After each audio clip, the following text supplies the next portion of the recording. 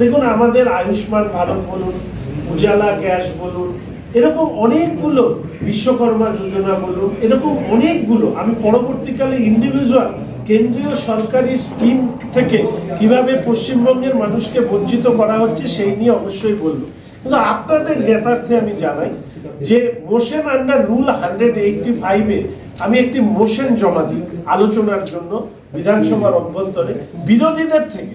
আপনাদের মাথায় রাখতে হবে, সরকার পক্ষ মোশন নিয়ে আসলে সেই নিয়ে আলোচনা হয়, কিন্তু বিরোধীদের থেকে আমি এই মোশন জমা দিই।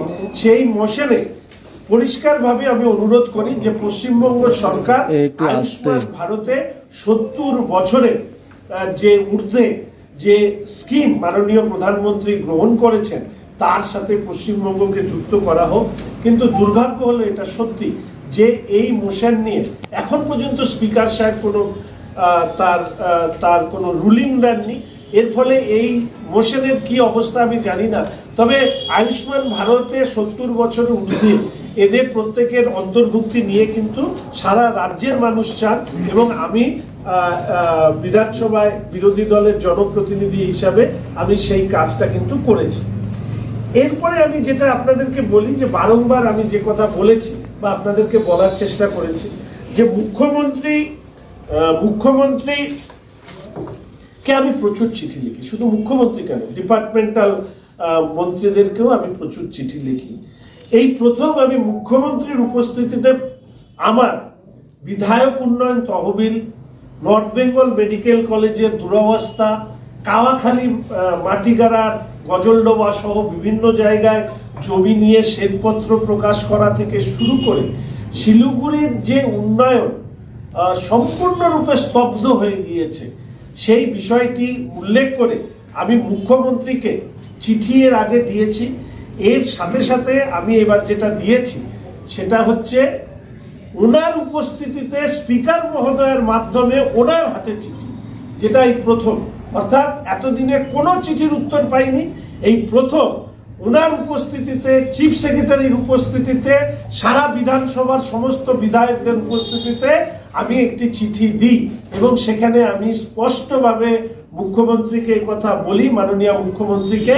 মুখ্যমন্ত্রী আহ্বান করেন বিধায়কদের কাছে যে এলাকার উন্নয়নের তহবিলে, বিধায়ক এলাকা উন্নয়ন তহবিলের টাকা আপনারা পৌরসভা পঞ্চায়েতকে দিন। আর আমার দুর্ভাগ্য হচ্ছে আমি টাকা দিতে চাই, কিন্তু এই টাকা খরচ করবার ব্যাপারে আমি জানি না এখানকার কর্পোরেশন, এখানকার এসজেডিএ, ডিএম ম্যাডাম কার অ্যালার্জি। আসলে মুখ্যমন্ত্রীকেই ওনারা অপমান করছেন কিনা জানি না, তবে আমি ওনাকে এই বিষয়টি জানিয়েছি। আমি আজকে চিঠিটি পাবলিক করব, অর্থাৎ এতদিন মুখ্যমন্ত্রীর কাছে যে চিঠি দিয়েছি সেটা পাবলিক করিনি, এবং মুখ্যমন্ত্রীকে মেলে চিঠি দিলে উত্তর দেন না, কিন্তু এই ক্ষেত্রে ওনাকে চিঠি হাতে নিতে হয়েছে কারণ স্পিকার মহোদয়ের হাত দিয়ে এই চিঠি গিয়েছে। ফলে বিধায়ক উন্নয়ন তহবিলের অস্বচ্ছতা নিয়ে মুখ্যমন্ত্রী চান, অথচ ওনার ডিএম চান না, ওনার মেয়র চান না, ওনার ডেভেলপমেন্ট অর্গানাইজেশন এজেন্সি চান না। এইরকম একটা পরিস্থিতিতে ওনাকে চিঠি দিয়ে আমি শুধু একটা ছোট্ট আপনাদেরকে বলি, যেহেতু 33টা ওয়ার্ডে আমি হাতের তালুর মতন চিনি এবং আমি নিজে এই প্রত্যেকটা ওয়ার্ডের মানুষের সাথে যোগাযোগ করি। আপনারা জানবেন 18 হোক, 28 হোক, 5 হোক, 4 হোক, বিভিন্ন ওয়ার্ডে মানুষ জল প্রায় ট্রেন থেকে খান, কারণ জলের কোনো স্পিড নেই।